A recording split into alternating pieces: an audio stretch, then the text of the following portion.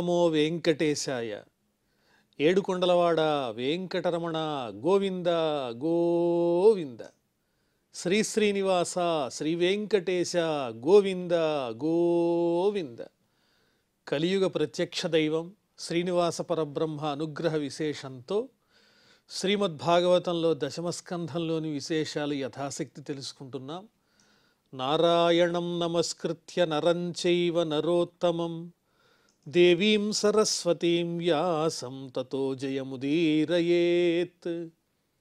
సుఖయోగీంద్రుల వారు పరీక్షిన్ మహారాజునకు శ్రీకృష్ణస్వామి దివ్యలీలా విశేషాలను వర్ణించి చెబుతూ ఉన్నారు.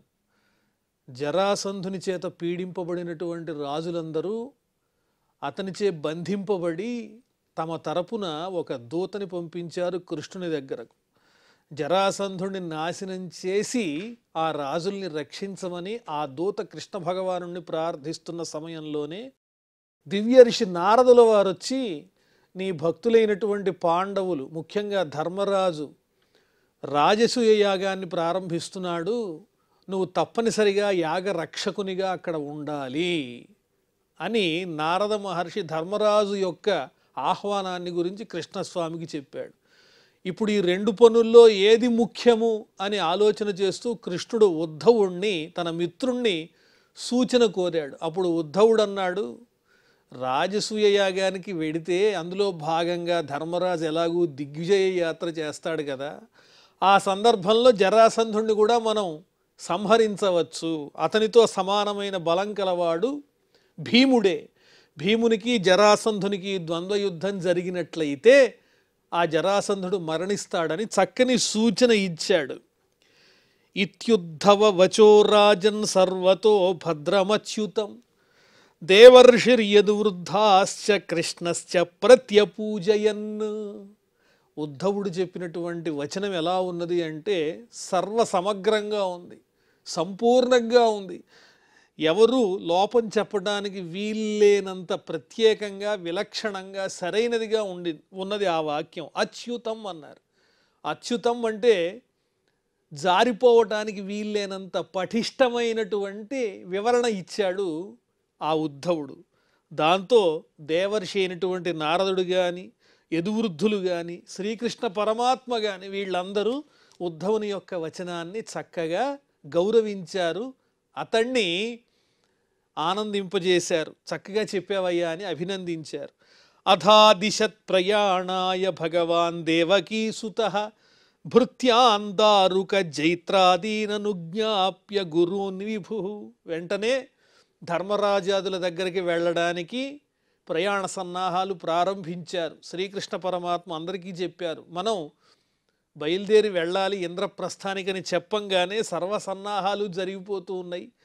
పెద్దలైనటువంటి తల్లిదండ్రులైన దేవకి వసుదేవుల యొక్క అనుజ్ఞను తీసుకున్నాడు కృష్ణస్వామి. అదేవిధంగా గురుతుల్యులైనటువంటి వాళ్ళందరికీ నమస్కరించి వాళ్ళ అంగీకారాన్ని స్వీకరించి ప్రయాణానికి సిద్ధమయ్యాడు. నిర్గమయ్య అవరోధాన్ స్వాన్ ససుతాన్ సపరిచ్ఛదాన్ సంకర్షణమనుజ్ఞాప్య యదురాజంచ శత్రుహన్ సూతోపనీతం స్వరథం ఆరుహత్ గరుడధ్వజం. తనతో పాటుగా అంతఃపురంలో ఉండేటువంటి తన పత్నులందరినీ నిర్గమయ్య అంటే ప్రయాణానికి సంసిద్ధం చేసినటువంటి వాడై, అవరోధాన్ నిర్గమయ్య స్వాన్ తనవారైనటువంటి, ససుతాన్ సపరిచ్ఛదాన్ సమస్తమైనటువంటి ద్రవ్యములతో, మార్గమధ్యంలో కావలసిన సమస్తమైనటువంటి ద్రవ్యములతో, పుత్రులతో పాటుగా తన పత్నులను కూడా ప్రయాణానికి సంసిద్ధం చేశాడు శ్రీకృష్ణ పరమాత్మ. బలరాముని దగ్గర అనుజ్ఞ తీసుకున్నాడు. అదేవిధంగా యదురాజు యొక్క ఆజ్ఞను కూడా స్వీకరించినటువంటి వాడై, దారుకుడు తన రథసారథి తీసుకొచ్చిన దివ్యమైన రథాన్ని తాను కూడా అధిరోహించాడు. ఆయన అనుసరించి ఆయన పత్నులు పరివారం అంతా బయలుదేరారు. శ్రీకృష్ణస్వామి రథం మీద గరుడధ్వజం రెపరెపలాడుతూ ప్రకాశిస్తోంది. తతో రథద్వీప భటసాది నాయకై కరాళయా పరివృత ఆత్మసేనయా మృదంగ భేర్యానక శంఖ గోముఖై ప్రఘోష ఘోషిత్ కకుభో నిరాక్రమత్. ఎలా బయలుదేరాడు శ్రీకృష్ణస్వామి అంటే సమస్త సైన్యంతో బయలుదేరాడు. తన పరివారమే కాకుండా, ఆంతరంగిక పరివారమే కాకుండా సైన్యం కూడా బయలుదేరింది. ఆ సైన్యంలో భాగంగా రథాలున్నాయి, ఏనుగులున్నాయి, అశ్వదళం ఉన్నది, పదాతి దళం కూడా ఉన్నది. దీన్నే చతురంగ బలాలు అంటారు. భటులతో పాటు బయలుదేరాడు. ఆ సైన్యం అంతా వెడుతూ ఉంటే ఆ సైన్యం నుంచి వచ్చేటువంటి దివ్యమైనటువంటి ధ్వని బీభత్సంగా ఉంది. ఆ శబ్దం చాలా గట్టిగా వినిపిస్తూ ఉన్నది. అటువంటి సేనతో చక్కగా చుట్టబడినటువంటి వాడై వాళ్ళ చేత రక్షింపబడుతూ, మరి రాణులందరూ ఉన్నారు కదా, ఆ పత్నులందరినీ రక్షించటానికి ప్రత్యేకంగా రక్షక భటుల్ని ఏర్పాటు చేసి మృదంగాలు, భేరీలు, డోళ్ళు, శంఖాలు మొదలైన వాద్య విశేషాలన్నీ మ్రోగిస్తూ మంగళప్రదంగా ఆ ఘోషతో, వాద్యముల యొక్క ఘోషతో దిక్కులన్నింటినీ కూడా ప్రతిధ్వనించేలా చేస్తూ తన సైన్యంతో శ్రీకృష్ణస్వామి బయలుదేరి వెళ్ళారు. నృవాజి కాంచన శిబికాభిరచ్యుతం సహాత్మజాహపతిమను సువ్రతాయయు వరాంబరాభరణ విలేపనస్రజ సుసంవృతానృభిః అసిచర్మపాణిభిః.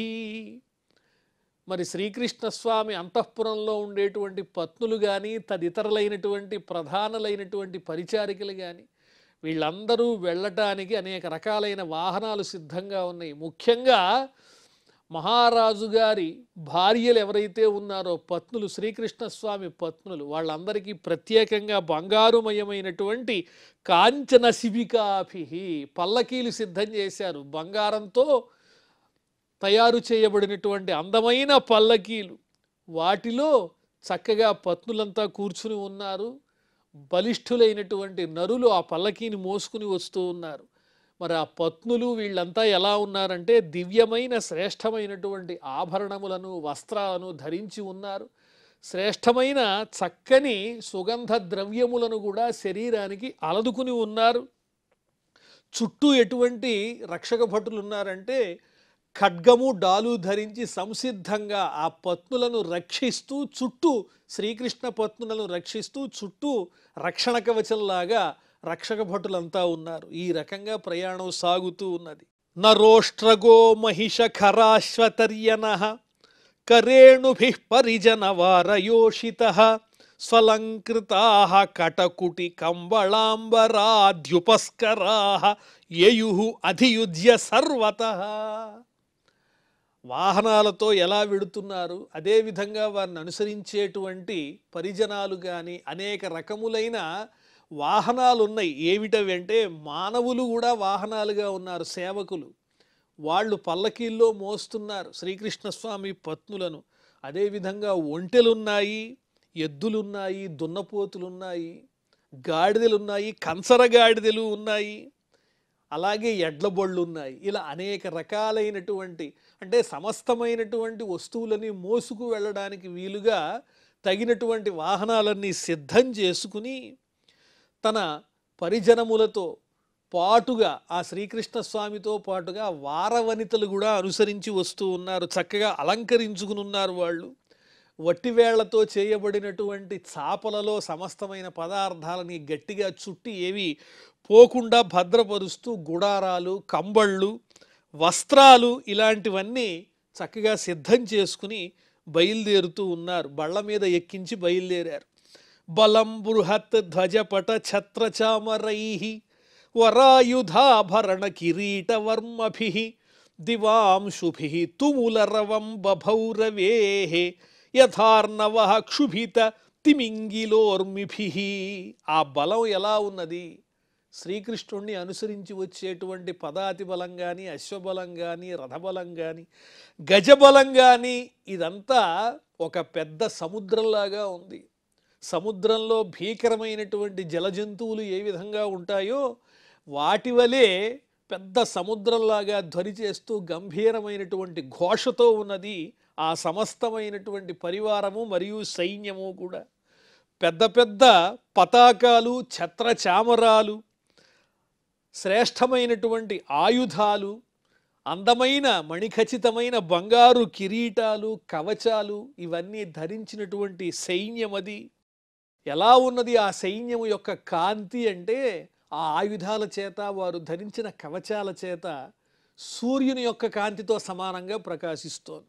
సూర్యుని యొక్క కిరణాలు వారి ఆయుధాల మీద, ఆభరణాల మీద ప్రసరించడం చేత మరింత వెలుగొందుతూ ఉన్నది. ఆ విధంగా గొప్ప శబ్దం చేస్తూ సైన్యంతో పాటు కృష్ణస్వామి బయలుదేరి వెళ్ళారు. ఆ సైన్యం అంతా సముద్రంలాగా ఉంది. అథో మునిర్యదుపతినా సభాజితః ప్రణమ్యతం హృది విదధద్విహాయస నిశమ్య తద్వ్యవసితమాహృతార్హణు ముకుంద సందర్శన నిర్వృతేంద్రియ. దేవర్షి నారదుల వారు వచ్చినటువంటి పని చక్కగా సఫలమైంది కదా. శ్రీకృష్ణస్వామి పరివారంతో ఇంద్రప్రస్థానికి బయలుదేరారు పాండవుల దగ్గరకు. ఆయన బయలుదేరిన తర్వాత కృష్ణస్వామిని కలుసుకున్నారు నారద మహర్షి. మరి నాకు సెలవా అన్నారు. శ్రీకృష్ణస్వామి కూడా నారద మహర్షిని చక్కగా పూజించి ఆయనకు నమస్కారం చేశారు.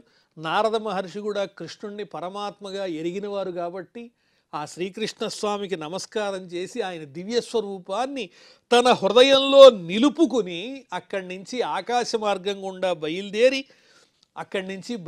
వెళ్ళిపోయారు నారద మహర్షి.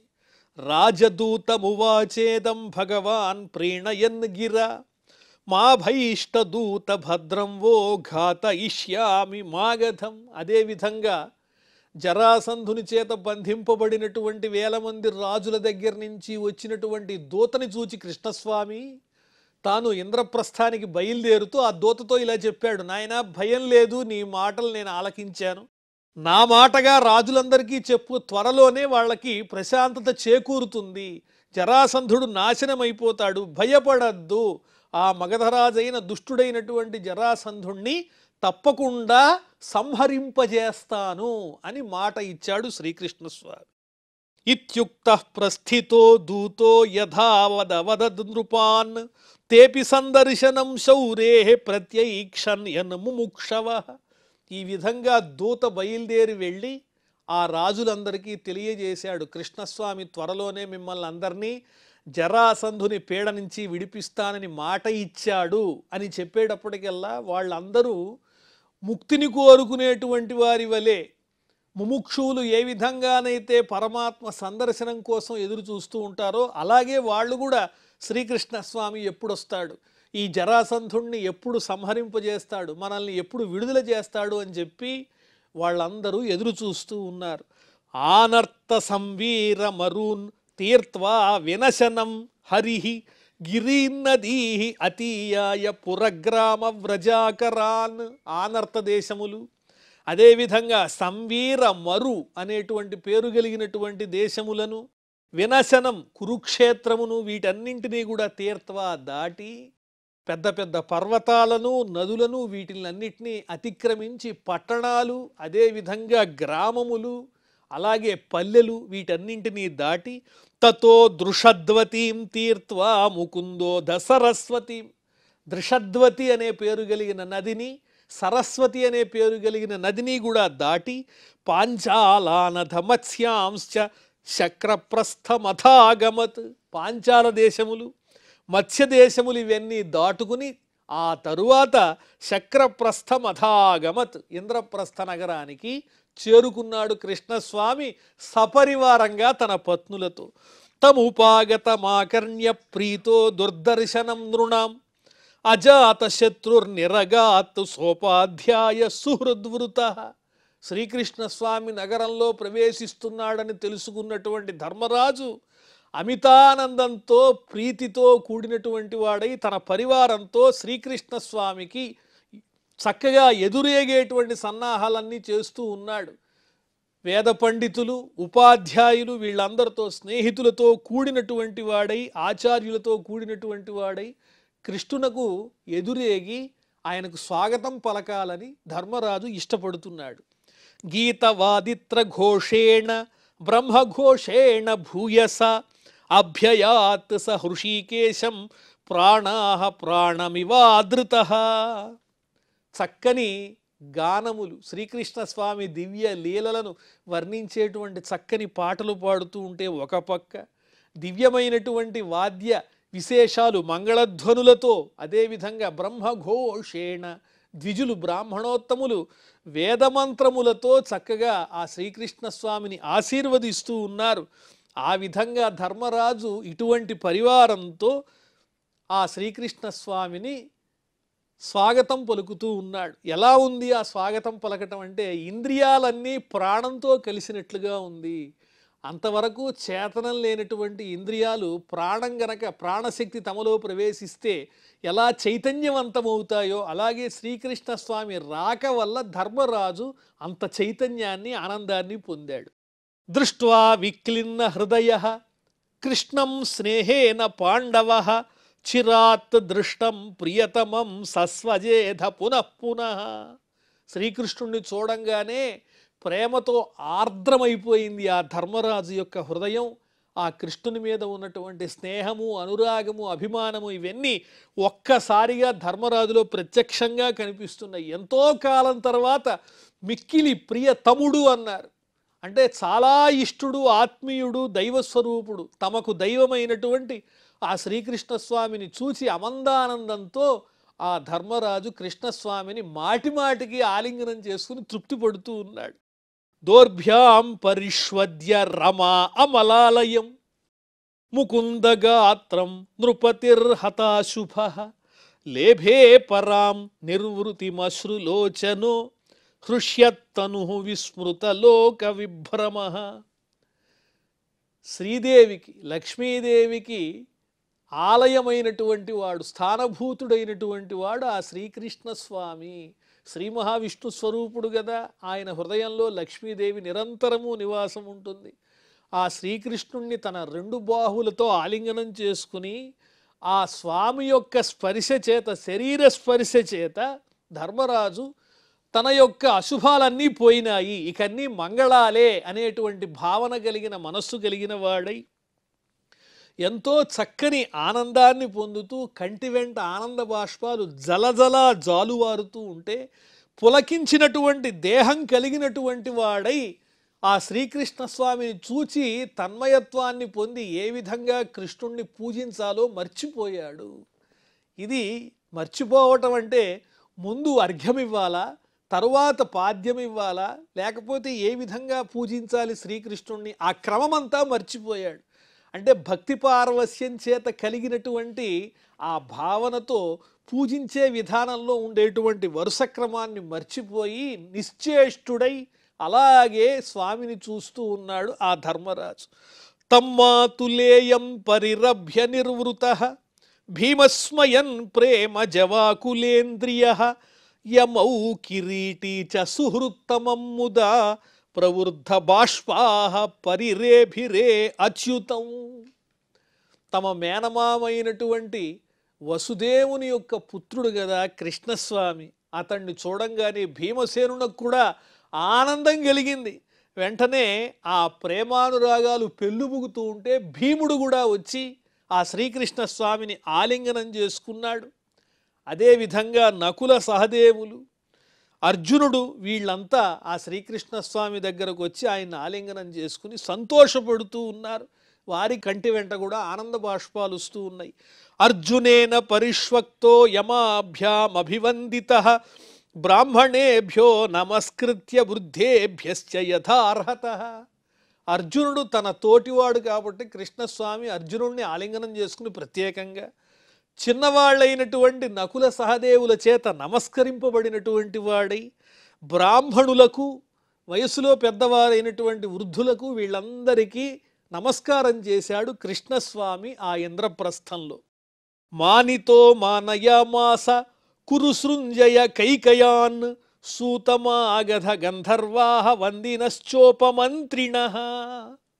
కురువంశీయులు, సృంజయ వంశీయులు, కేకయ వంశీయులు, ఈ వంశాలకు సంబంధించిన రాజులందరూ అక్కడే ఉన్నారు ఇంద్రప్రస్థంలో. వాళ్ళందరికీ చక్కగా నమస్కారం చేశాడు. వాళ్ళంతా కృష్ణుణ్ణి ప్రత్యేకంగా పూజించారు. వందిమాగధులు శ్రీకృష్ణస్వామి యొక్క దివ్యమైన కీర్తిని, అతని వంశకీర్తిని గురించి గానం చేస్తూ ఉన్నారు. మంత్రులందరూ కూడా శ్రీకృష్ణుని చుట్టూ అలా నుంచుని ఉన్నారు.